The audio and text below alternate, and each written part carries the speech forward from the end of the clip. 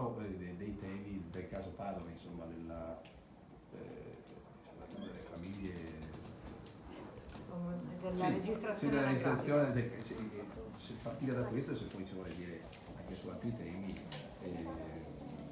con il ministro Gelmini ha parlato di autonomia perché era la delega che aveva il governo precedentemente, poi ci ha fatto alcune considerazioni sulla politica, sul MES, poi non so insomma anche se il collega sì, no, a me pare che il tema del giorno sia proprio questa questione della registrazione, la sua posizione rispetto all'azione della magistratura sulle registrazioni di Padova. Ma mi sembra che il caso di Padova e il dibattito che ne è conseguito confermi il fallimento di un approccio a prioristico e ideologico da una parte e dall'altra rispetto a tematiche che toccano la vita delle persone e che quindi meritano una risposta che non sia né divisiva né astratta, ma concretamente direzionata a garantire e tutelare primariamente i diritti dei bambini e a sostenere percorsi di solidarietà sociale perché questo avvenga. Perché dico questo?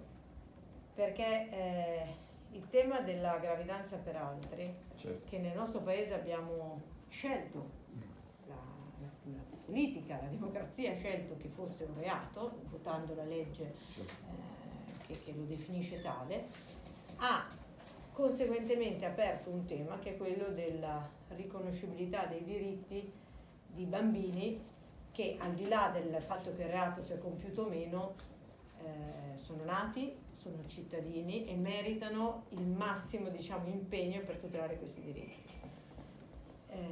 Io distinguerei il tema della gravidanza per altri da questo argomento. Tra l'altro io ho una sensibilità che ho dichiarato, io sono contro la gravidanza per altri, penso che così come è perseguita nel nostro paese si debba creare anche le condizioni perché in nessun paese venga operata, soprattutto perché in molti paesi è fortemente il reato universale la convince questa proposta? No, il tema del reato universale in quanto reato universale no, ma il fatto che si debba perseguire la maternità surrogata in un paese, anche se noi in Italia creiamo le condizioni per andare a farla all'estero, è chiaro che una mia posizione personale non è condivisa, ma su questo è proprio a tutela del diritto della donna ma anche dei bambini, per un tema di possibilità di riconoscere e di costruire una propria identità. Al di là di questo, ma la domanda non era il tema adesso, la gravidanza per altri, ma il tema del diritto dei bambini, io penso che la registrazione anagrafica automatica non sia la risposta, perché essendomi occupata di fenomeni anche purtroppo di sfruttamento dei minori, di tratta, so che indebolire alcuni strumenti che garantiscono e tutelano il diritto del minore nella fase dell'adozione sono strumenti che garantiscono davvero, che non accadano degli altri reati. I sindaci che l'hanno fatto hanno sbagliato? Allora, i sindaci che l'hanno fatto sono sindaci che non avevano avuto, che non hanno trovato nell'ordinamento strumenti alternativi per creare le condizioni per tutelare i diritti dei bambini. Quello che deve fare il Parlamento è creare dei percorsi, quindi rivedere la legge delle adozioni e creare dei percorsi di introduzione di welfare che tuteli, i diritti dei bambini, garantendo ad esempio che se ci sono due donne o due uomini che hanno una responsabilità nell'ambito familiare di un minorenne, questo minorenne è malato, questo bambino è malato, che questi genitori, che il genitore biologico e l'altro che di fatto esercita una responsabilità genitoriale, possa, tutelare e curare il bambino alla pari. È un meccanismo di welfare che è primariamente rivolto al diritto del bambino, quindi il tema non è il congedo, ad esempio, parentale come diritto del genitore, ma il dovere del genitore di accudimento del bambino. Questi strumenti, da un lato l'adozione, dall'altro l'introduzione di strumenti di welfare che in quanto tutela del bambino sono associati, in qualche modo a chi esercita la responsabilità del bambino, è la chiave, credo, per poter risolvere in un dialogo non ideologico, trasversale, in Parlamento questi tipi di temi. Faccio un esempio concreto: l'assegno unico universale essendo direzionato ai bambini, va a tutti i figli, anche ai figli delle coppie omogenitoriali, perché è uno strumento che è rivolto ai bambini. Quindi ci vuole un'iniziativa legislativa del Parlamento dal suo punto di vista per colmare questo vuoto Ci vuole un'iniziativa nel che sia Parlamento libera dai presupposti ideologici e che sia costruita con tutte, come dire, nell'affrontare la complessità di un sistema che quindi non indebolisca anche lo strumento dell'adozione, perché ricordiamoci che il tema dell'adozione è regolato anche da convenzioni internazionali che proprio hanno evitato che ci fosse un elemento di sfruttamento nei confronti dei bambini, e dall'altro però deve essere aggiornato nel nostro paese. Oggi non lo è sufficientemente. Ho visto la posizione della ministra Roccella, ma allora bene se a quella, ma allora si va nell'ottica di rafforzare lo strumento dell'adozione anche nei casi per esempio dei single o di coppie diciamo omogenitoriali. Oggi non è così. Secondo lei la strada è quella dell'adozione?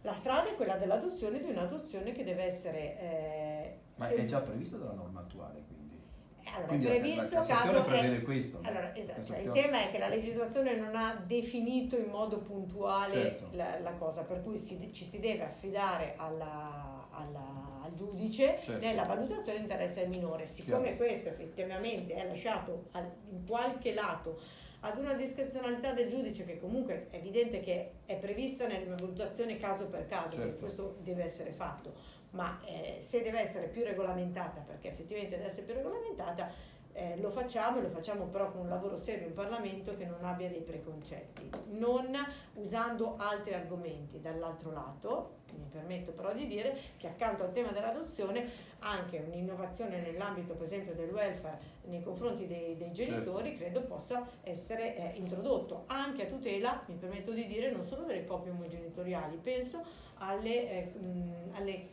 situazioni, tante situazioni di padri o madri sole, certo. Che in qualche modo avrebbero bisogno magari di un supporto, anche di uno strumento di welfare che possa aiutarli e sostenerli, per esempio nei confronti dei figli, perché una donna da sola oggi fa fatica a curare il figlio, perché magari si trova in una condizione lavorativa, certo. che le impedisce di stare a casa. Ecco, a queste diciamo esigenze sociali dobbiamo dare la risposta, per cui penso che anche un allargamento dell'istituto dei congedi parentali, della possibilità di avere sostegni diciamo di cura nei confronti di figure che magari vengono individuate con una responsabilità educativa nei confronti dei figli, possa dare una risposta anche più larga, non solo ad un caso specifico come quello delle coppie omogenitoriali.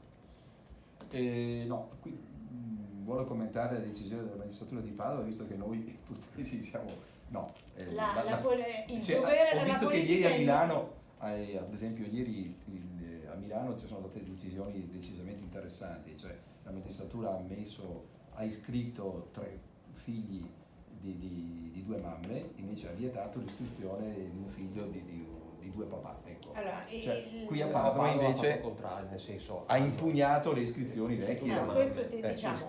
Sono tutte mamme. Allora, il tema di fondo è la magistratura si avvale nelle decisioni di quello diciamo dell'applicazione della normativa. Da un certo lato ovviamente ci sono casi differenziati. Quando lo Stato in qualche modo in un percorso di adozione alla fine c'è un magistrato che decide se una coppia è diciamo nell'interesse del minore adatta o non adatta, diciamo può certo. diventare i genitori. Questo lo si fa proprio per la tutela dell'interesse primario dei minori. Certo. Se noi veniamo meno da questo principio, veniamo meno da uno dei principi di diritto universale che è riconosciuto dalla Convenzione delle Nazioni Unite. Quindi su questo noi dobbiamo essere molto attenti a non venire meno, a non arretrare. Dall'altro lato è altrettanto evidente che non si può lasciare però ad una eccessiva discrezionalità di applicazione della magistratura, ma per farlo deve esserci una normativa che indichi quali sono i criteri quantomeno di decisione. Poi dopo ovviamente deve essere però applicata caso per caso. In queste situazioni non si può, come dire, pensare che si faccia un modello ideale, perché poi la vita della persona è la vita della singola persona, del singolo bambino, di quella storia, e quella deve poter avere una risposta puntuale. Ecco, la magistratura di Padova sostiene di aver applicato la circolare del ministro Piantedosi, che quindi, come dire, c'era un provvedimento legislativo a cui fa riferimento. Ecco, secondo lei questo va superato Va superato con la capacità, oggi c'è, diciamo, noi faremo la nostra parte dall'opposizione, certo. c'è un governo che se smettesse di fare proclami ideologici e iniziasse a dare delle risposte concrete, probabilmente si eviterebbero queste situazioni contraddittorie che potrebbero essere come tali. Dopodiché la premessa che io faccio è che io le sentenze della magistratura non le commento, Certo. faccio la mia parte, cioè la responsabilità di chi deve fare le leggi. Benissimo, bene. Direi che poi sentiremo il convegno, insomma. Sul resto sul convegno non c'è. Vabbè. Non so se ci vuole dire qualcos'altro sulla situazione politica, ma se no sentiamo. Come volete. Io posso, cioè, se avete Sì, delle domande specifiche le faccio, se invece... No,